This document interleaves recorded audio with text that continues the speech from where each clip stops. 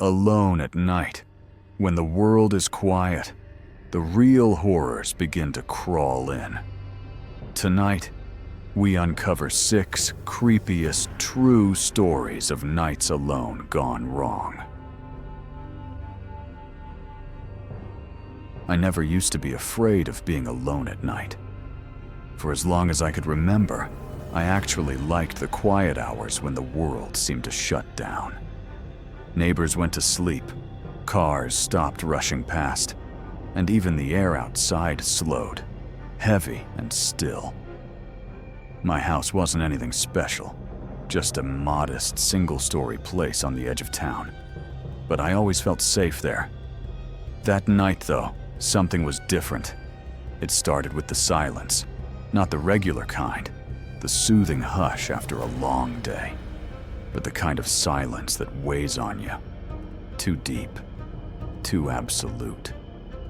It was just past midnight, and I had shut off the TV, letting the afterglow of the screen fade into the dark.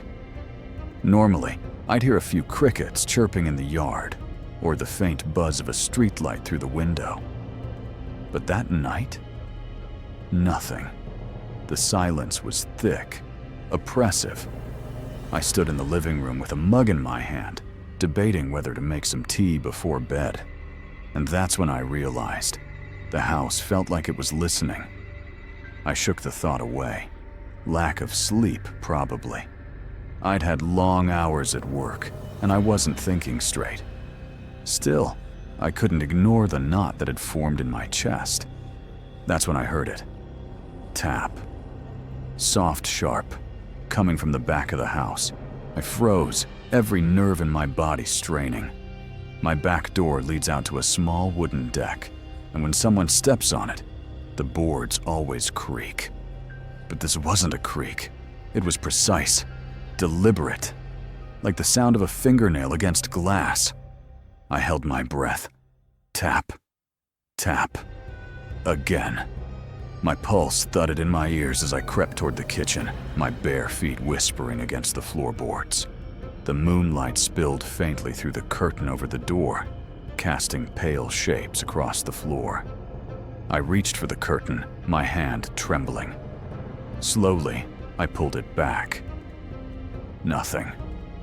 Just the faint reflection of my own face in the small square of glass. Then tap, tap, tap. 3 sharp strikes, faster this time. I yanked the curtain closed, heart hammering. I gripped the counter like it could anchor me to reality. Maybe it was a tree branch, maybe the wind, anything but the alternative. That someone was standing on the other side of that door, waiting. I told myself to go back to bed, to ignore it. But then came the scrape, a long, slow drag across the glass. And I knew.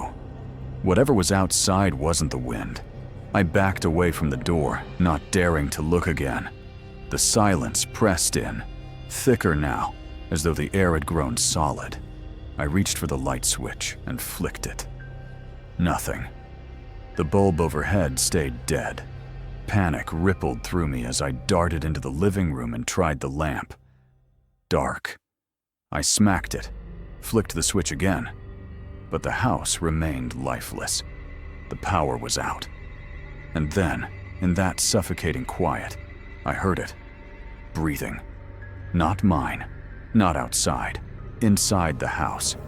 I ran. I don't even remember making the choice. My body just moved. I bolted down the hallway into my bedroom and slammed the door behind me. My hands shook so hard I fumbled the lock twice before it finally clicked. I snatched my phone off the nightstand. Relief surged as the screen lit up. No signal. I tried again. Nothing. No Wi-Fi. No bars. Like the world outside the house had been cut off entirely. And then, the doorknob rattled. A soft turn, back and forth. Not forceful, not violent. Just testing. I stumbled backward until my legs hit the bed. My hands were shaking so badly I almost dropped the phone. Whoever, or whatever, was in the house wasn't in a hurry. They were patient. They wanted me to know they were there. The knob stilled. silence returned, and then came the whisper. Right at the crack of the door. My name. I pressed my hand over my mouth to keep from screaming. My heart thundered so loud I thought it might give me away. The whisper didn't come again. But I couldn't shake the certainty that something was on the other side, listening to me breathe. Time blurred. Minutes, maybe hours, slipped by as I sat there in the dark, staring at the door, phone clutched to my chest. My eyelids grew heavy, the adrenaline fading into exhaustion. At some point, I must have drifted off, because when I opened my eyes again, it was to the faint sound of click. The lock, the doorknob turned. Slowly, the door creaked open.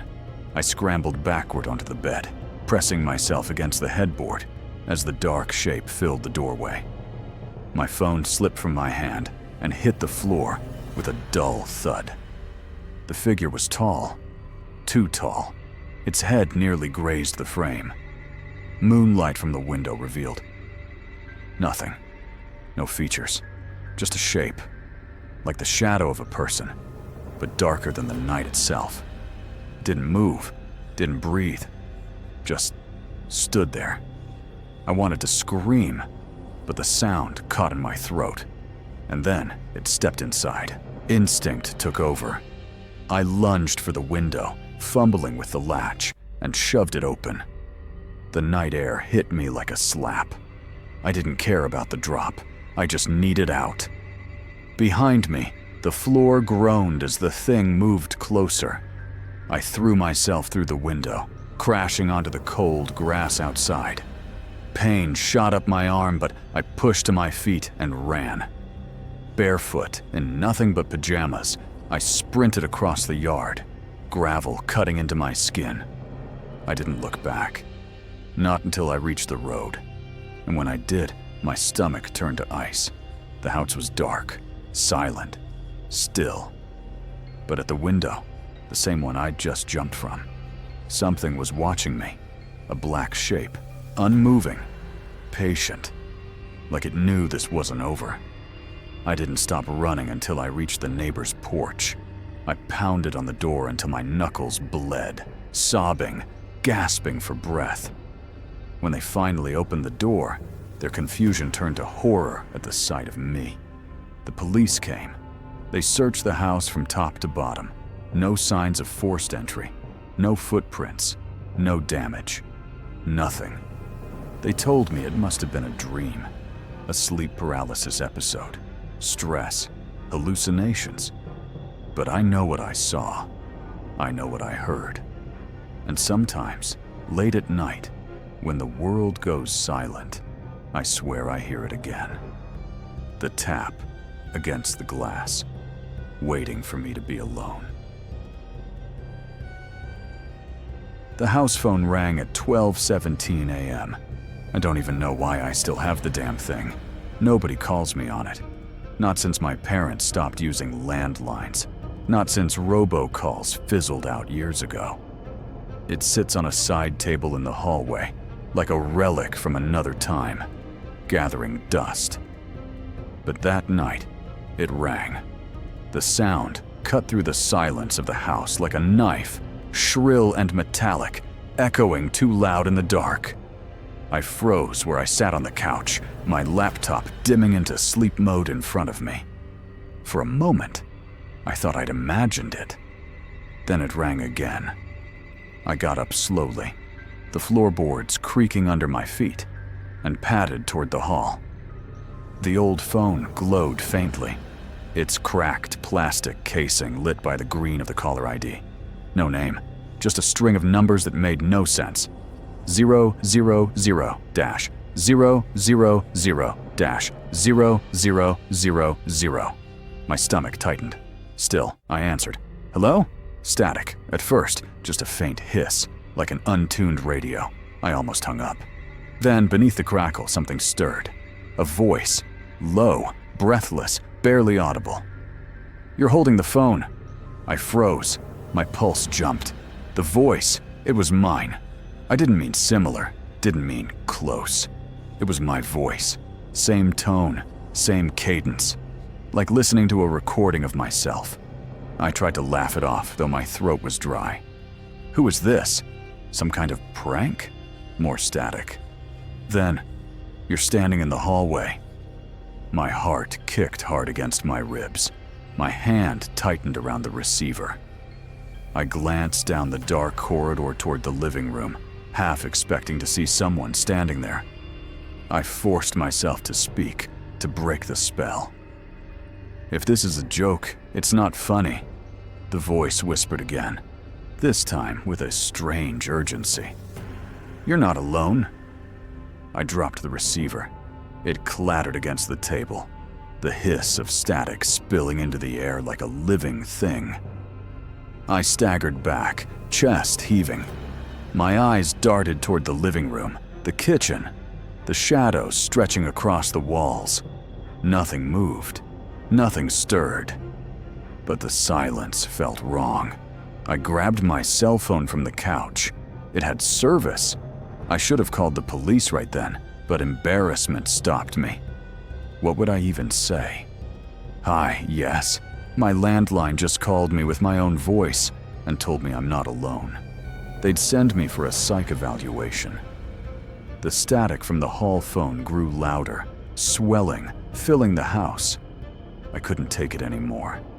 I stormed over, snatched up the receiver, and slammed it back into its cradle. The sound stopped.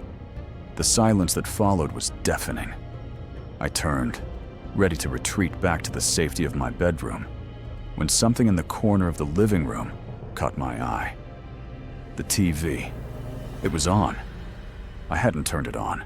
I know I hadn't. But there it was, glowing faintly in the dark, static crawling across the screen. I stepped closer, my skin prickling. For a moment I saw nothing but snow. Then, shapes began to emerge. Shadows. Lines. Like a camera feed resolving into focus.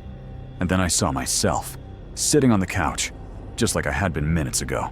Same clothes, same posture. Only, this version of me wasn't moving. It was staring, straight ahead, at me. My reflection on the screen smiled. I stumbled backward, knocking into the coffee table. My phone slipped from my hand and hit the rug. The image flickered, breaking into static again. When it cleared, the screen was blank. Just snow. I ran. I locked myself in my room, clutching my phone like a lifeline. I sat on the floor, back pressed against the bed, staring at the door. I told myself it was a dream. Stress. Exhaustion. That's all. Then the landline rang again. This time, the sound was muffled, distant, like it wasn't in the hallway anymore.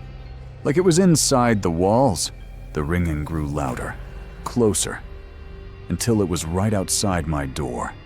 I held my breath. The ringing stopped. A long pause followed. Then the phone inside the wall spoke again, through a haze of static. "You're holding your cell phone." I nearly dropped it. The voice continued. My voice, calm and deliberate. "You're locked in your room." But the door will open. Soon, the air felt like ice. My throat burned with panic. "What do you want?" I whispered, though I wasn't sure who I was speaking to. The reply came instantly. "To come in." I don't know how long I sat there. Minutes. Hours. The house was dead quiet again, but I didn't dare move. My phone battery ticked lower, the glow of the screen the only light in the room. At 3 a.m. exactly, my phone buzzed in my hand. Unknown caller. I nearly threw it across the room. The screen lit up, and though I wanted to ignore it, I couldn't. My thumb moved on its own. I answered. Static filled my ear. "You're breathing too fast," my voice said. "Calm down." Tears welled in my eyes. My hands shook violently. The voice chuckled. My chuckle. "You don't have to be afraid." I'm already inside. The door creaked. Slowly, the knob turned. "No," I whispered. My voice cracked. The lock clicked open on its own, and there it was. A figure, stepping into the faint glow of my phone screen. Tall. Wrong. Wearing my face, but stretched, distorted. Its grin was too wide, its eyes too dark. It held the landline receiver in its hand, pressed it to its ear. And as it stepped closer, the static swelled, filling the room, drowning everything else. The last thing I remember before the world went black was my own voice, whispering in perfect unison with it. "You're not alone." I woke in the morning on the bedroom floor, the phone still clutched in my hand. The sunlight streaming through the blinds made everything look absurdly normal. The landline in the hall sat quiet and lifeless. The TV was dark, no signs of forced entry, no evidence of anyone ever being there. But when I checked my cell phone log, my blood ran cold. There was one call made at exactly 3 a.m. The recipient? My own number. When I first rented the apartment, I thought I'd gotten lucky. It was cheap for the city, and though it was a little run down, it had charm. High ceilings, creaky wood floors, a balcony off the bedroom. My favorite part, though, was the big living room window. It stretched almost the entire width of the wall, framed by heavy curtains, looking out onto the quiet street below. The first night I moved in, I stood at that window for a long time, watching headlights sweep across the asphalt, hearing the distant hum of traffic. It made me feel connected, less alone. I never imagined that same window would become the reason I don't sleep anymore. It was a Tuesday night, around midnight. I was sprawled on the couch with my laptop, a half-empty mug of coffee going cold on the table. The city outside had quieted to a low hum. That's when I noticed something strange. The window wasn't showing the street. At first, I thought my eyes were playing tricks on me. I blinked, rubbed them, leaned closer. But no, clear as day. The glass wasn't reflecting headlights or lampposts. It was reflecting inside. I stared at myself sitting on the couch, my laptop, my mug. Every detail mirrored perfectly. Except I wasn't moving.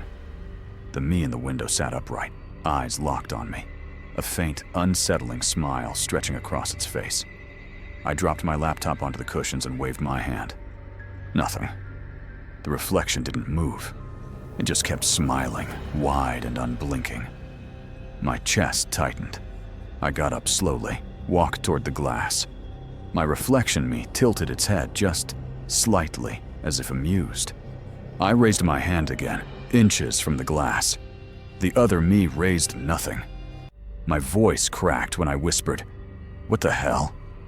The reflection's smile widened. I backed away fast, bumping into the coffee table.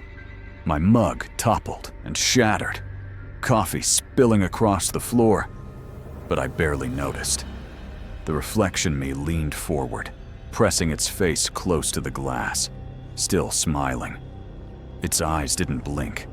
I bolted to my bedroom, slammed the door, and crawled under the covers like a child.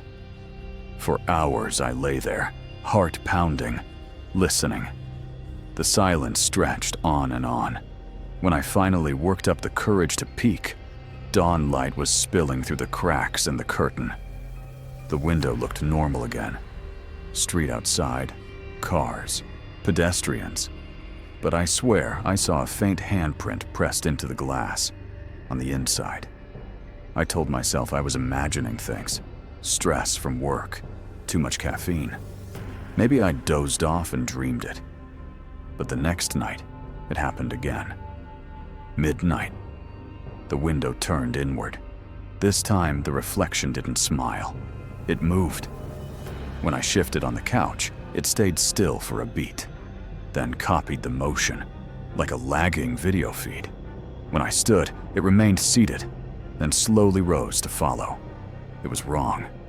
too slow, too deliberate. I whispered, "Stop." It froze. Then, deliberately, it shook its head. I stopped sitting in the living room at night. I avoided the couch, avoided looking at the window altogether. But the thing didn't stop. At 12 a.m. sharp, no matter where I was in the apartment, I'd hear it. A faint tap on the glass, like fingernails. Sometimes I caught glimpses out of the corner of my eye, my own face staring in from the window, watching.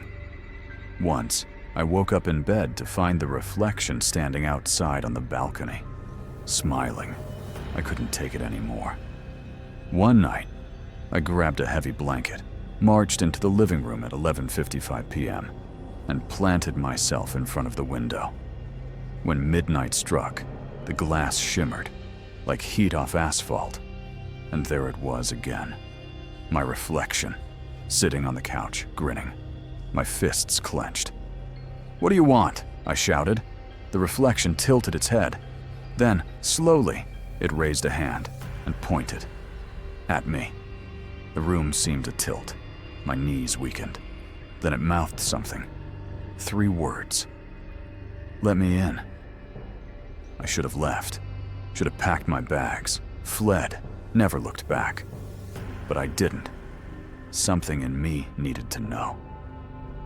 The next night, I sat in the living room again, staring at the window as the clock ticked down to midnight. When the reflection appeared, it was closer this time, standing at the glass, palms flat against it, grinning wider than ever. The glass began to rattle, faintly at first, then harder, like something pressing from the other side. Cracks spiderwebbed across the pane. I screamed and stumbled backward as the glass exploded inward.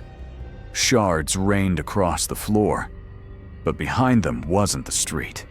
It was my living room, and my reflection stepped through. I don't remember much after that.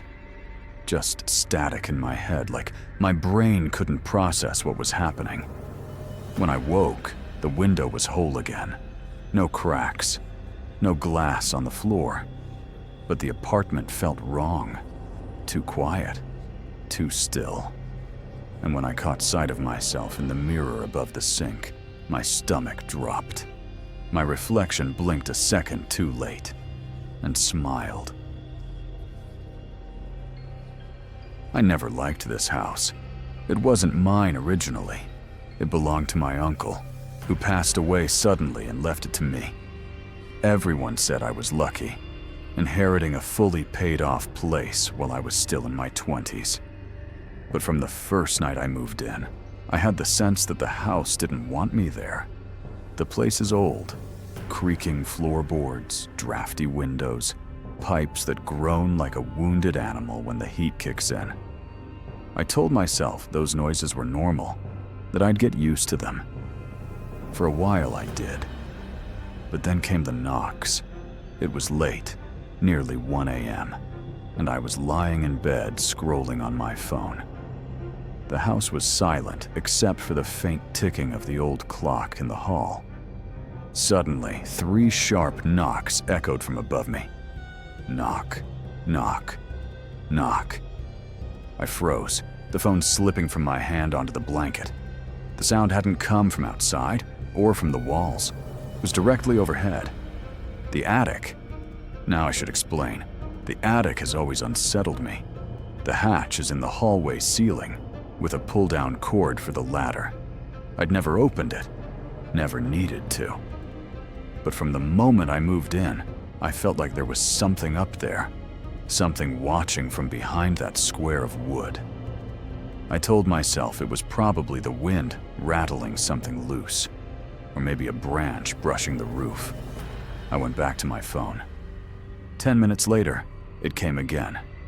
Knock, knock, knock. This time it was slower, deliberate. I sat up, heart hammering, staring at the ceiling. Old house, I whispered to myself. Wood expands, pipes shift. That's all. But then the knocks began to change. They weren't random anymore. They were patterned. 3 knocks. Pause. 2 knocks. Pause. 3 again. Almost like they were spelling something. My stomach dropped. I didn't move for nearly an hour, waiting, listening. Eventually, the silence returned, and I fell asleep with the light still on. The next morning, I convinced myself I'd imagined it. Work kept me busy, and for a day or two, things were quiet. But on the 3rd night, the knocking came back. Louder. Angrier. Bang. Bang. Bang. I leapt out of bed, my throat dry. The sound was so heavy the dust drifted down from the ceiling. I stood in the hallway, staring up at the attic hatch. The cord swayed slightly, as though something had brushed past it from above. "Hello," my voice cracked as it left me. The banging stopped. Silence. Then, slowly, one single knock. Knock. I don't know what came over me. Maybe adrenaline, maybe stupidity. But I dragged a chair from the kitchen and stood beneath the hatch. My hands trembled as I tugged the cord. The ladder creaked down with a metallic groan. A cold draft spilled out of the opening, so cold it felt like standing in front of an open freezer. I climbed halfway up, flashlight in hand. "Just insulation," I muttered. "Old boxes. Rats, maybe I shined the light inside." Dust motes swirled in the beam, thick like smoke. The attic was bigger than I thought, stretching into darkness. At first, nothing seemed out of place, just a few covered shapes that looked like furniture draped in old sheets. Then I saw them. Footprints. Small, bare footprints pressed into the dust, leading from the hatch toward the far corner. My skin crawled. They weren't faded either. They were fresh. I swallowed hard, aiming the flashlight where the prints ended. That's when I saw it. Something crouched in the corner, its limbs too long, its body hunched low. It was pale, nearly the same color as the dust around it, and its face, God, its face, was smiling. Not a human smile. Too wide, too many teeth. The beam of my flashlight trembled, and in that flickering light, I swear I saw it blink. I scrambled down the ladder so fast I nearly fell, shoving the chair away and slamming the hatch shut. My chest heaved, my ears ringing with the sound of blood rushing. I stood there for what felt like hours, waiting for something to crash down after me. But nothing came. I didn't sleep that night. I didn't sleep the next. I tried convincing myself I was hallucinating from lack of rest, that I'd imagined the figure. But the knocks kept coming. Every night. Sometimes soft, sometimes so loud the ceiling rattled. Then came the whispers. At first, faint, almost like wind. But soon I could hear them clearly. Murmurs right above me, words I couldn't quite make out. They grew bolder, louder, until one night, as I lay paralyzed in bed, I heard my own name hissed from the attic. That was enough. I couldn't stay. I packed a bag and left the house that night, driving until the sun came up. I didn't care where I ended up, I just needed to be away. But here's the thing. I stayed at a motel miles away, doors locked, TV on for comfort. I finally started to drift off, telling myself I'd escaped. And then, just as I closed my eyes, from above me, faint but unmistakable, knock, knock, knock.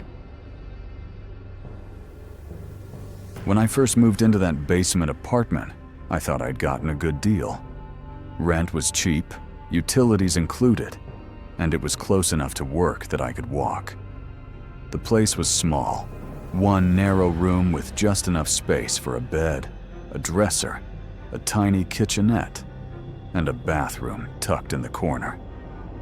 The landlord warned me that it could get damp in the winter, but I didn't care. I was desperate to get out of my old place, and this one seemed like a decent step up. The first night there, though, I couldn't sleep. The basement was colder than I expected, and the walls seemed to groan and sigh like a living thing. I'd just finished unpacking my clothes, shoved the last box under the bed, and collapsed on the mattress when I heard it. A sound. At first I thought it was the pipes. Old buildings make noises, I reminded myself. But then I froze, because the sound wasn't coming from the walls or the ceiling. It was coming from directly beneath my bed. Breathing. Not steady, not calm breathing either. It was ragged, wet, like someone trying to hold it in but failing. I lay there for what felt like an eternity, my body stiff, ears straining.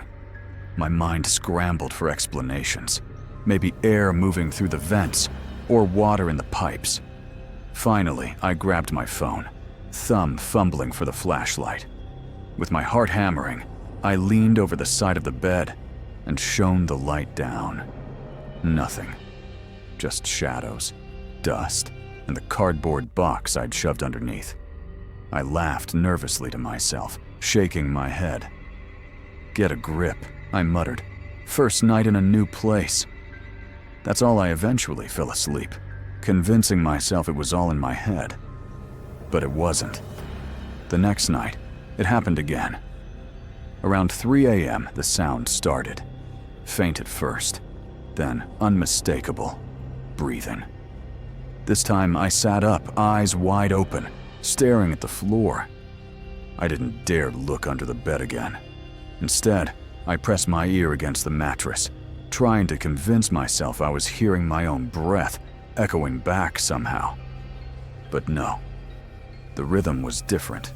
Whoever, or whatever, it was breathing slower than me. Deeper. I spent the rest of the night with my back against the wall, lights on, watching the bed like it might rise up and walk across the room. When the sun finally came up, I told myself it had to be my imagination. Stress, maybe. The basement was damp and moldy in spots. Maybe it was affecting me. But by the end of the week, the sound had become a nightly occurrence. Always around the same time. Always from under the bed. And then it escalated. The whispers started on Friday night. I'd managed to doze off despite the usual breathing when I woke with a start. The sound was different this time. Lower. More deliberate. It wasn't just breath anymore. It was words, murmurs, too soft to make out, like someone chanting just beneath me. I clutched my blanket to my chest, every muscle in my body locked. My mind screamed at me to get up, to run, but my body wouldn't obey. I just lay there, heart pounding, while the whispers slithered into my ears. At some point, I must have passed out from exhaustion. When I woke up, sunlight streamed through the tiny basement window, and everything seemed normal again. But I couldn't shake it. I knew something was down there. Saturday night was the breaking point. I'd had enough. Before going to bed, I crouched down and checked under the frame thoroughly. I pulled out the boxes, swept away the dust, shined a flashlight into every corner. Nothing. Feeling foolish but slightly relieved, I climbed into bed. But around 3:12 a.m., I remember the exact time because I stared at my phone in disbelief. I heard it again. Breathing. Louder this time. Strong enough that I could feel it vibrate through the mattress. "No," I whispered. "No, no, no!" I grabbed my phone again, flashlight trembling in my hand, and forced myself to look. And that's when I saw them. Two pale, glowing eyes staring back at me from the darkness under the bed. I froze. My breath caught in my throat. The eyes didn't blink. They didn't move. They just watched. Then, slowly, a smile appeared beneath them. Wide. Too wide. Teeth glinting like shards of broken glass. I screamed, bolting upright, nearly throwing my phone across the room. The light flickered, casting wild shadows, and in that split second of darkness, I heard it move. A scrape, a shuffle. By the time I dared look again, the eyes were gone. I didn't sleep the rest of the night. At dawn, I stuffed clothes into a bag and fled.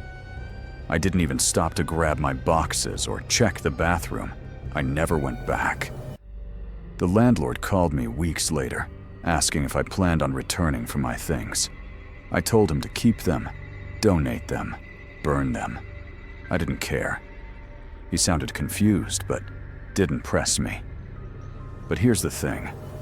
Sometimes, late at night, when I'm lying in bed in my new apartment, I think I hear it again. That same ragged breathing, like it followed me, like it's still under my bed, waiting. I've always hated storms at night. Something about the way the wind rattles the windows and the rain pounds against the roof makes me feel trapped, like the world outside has vanished. On that particular night, the storm was worse than usual. Sheets of water blurred the view through my windows, and every few minutes a flash of lightning illuminated the woods behind my house, like a cruel camera flash. I live alone in a small place on the edge of town. People warned me not to buy it. Too far from neighbors, too close to the woods, too quiet. But that's what I liked about it. I wanted peace. I wanted space. Until that night. It was just after midnight when I heard the first knock. Not the front door, the back. I froze on the couch, remote in hand, the muted glow of the TV painting the room in ghostly light. I thought at first it was thunder, but then it came again. Knock, knock, knock. Slow, heavy, deliberate. My back door isn't one people normally use. It opens onto a narrow stone path that winds straight into the forest. Delivery guys never come that way. Friends don't either. So who the hell was out there? I muted the TV, my ears straining. The rain was hammering hard, but I could still hear it. 3 more knocks, steady and patient. I grabbed a flashlight from the coffee table drawer and crept into the kitchen. My heart was thudding so loudly, I was sure whoever was outside could hear it. The glass pane in the back door was fogged, covered in beads of rain. I hesitated, then wiped it with my sleeve, and I almost screamed. Someone was standing there. A tall figure, drenched from the storm. His face was hidden in shadow, but I could make out the broad outline of his shoulders, the long arm that slowly lifted and knocked again. Knock, knock, knock. I stumbled back, breath shallow. "Who's there?" I managed to croak. No answer. Just silence, broken by the storm. And then, with dreadful slowness, the figure leaned closer to the glass. Lightning split the sky behind him, illuminating his face for a fraction of a second. What I saw didn't look right. His eyes were too wide, too dark. His grin stretched impossibly long. I staggered backward, the flashlight shaking in my grip. "Go away," I shouted, trying to sound braver than I felt. Another flash of lightning lit the yard. He was gone. I locked the back door, shoved a chair beneath the handle, and retreated to the living room. My nerves shot. I told myself it was a trick of the light, a storm-addled imagination. But when I finally crawled into bed hours later, I heard it again. Not at the back door this time, at my bedroom window. Knock, knock, knock. My blood ran cold. The window was just a few feet from my bed, covered only by thin curtains. I didn't move, didn't breathe. The knock came again, louder. Knock, knock, knock. I forced myself to reach for my phone, hands trembling, and dialed 911. But before I could hit call, a voice whispered through the glass. "I see you." I dropped the phone. My stomach lurched. My skin prickled. Every hair on my body stood on end. I ripped the curtains open, flashlight beams stabbing through the rain. Nothing. Empty yard. Trees swaying in the storm. No one was there. But the glass was wet with the clear imprint of a hand. The police came 20 minutes later. They searched the yard, the woods, even checked the muddy path for footprints. Nothing. Not a single trace of anyone. They told me it was probably just some drunk, maybe a prankster trying to scare me. They said to keep the doors locked and call again if it happened. But they didn't see what I saw. They didn't hear that voice. I didn't sleep at all that night. I kept every light in the house on, the flashlight clutched in my hand. I thought the worst was over. I was wrong. The next night, the storm had passed. The woods outside were quiet. Too quiet. I tried to distract myself with TV, but every shadow in the house seemed deeper, every creak of the floor louder. By midnight, my nerves were frayed. And that's when the knock came again. This time at the front door. 3 slow, heavy knocks. I froze. He's back. I crept to the door, flashlight shaking, and peered through the peephole. Empty porch. I backed away, swallowing hard. My phone was in my hand again, thumb hovering over the emergency number. Then came the second knock. Not at the front, not at the back, not even at the windows. It came from inside the house, behind me. Knock, knock, knock. These were 6 terrifying true stories of nights alone gone wrong. Don't forget to like, subscribe, and share your own scary experience in the comments below.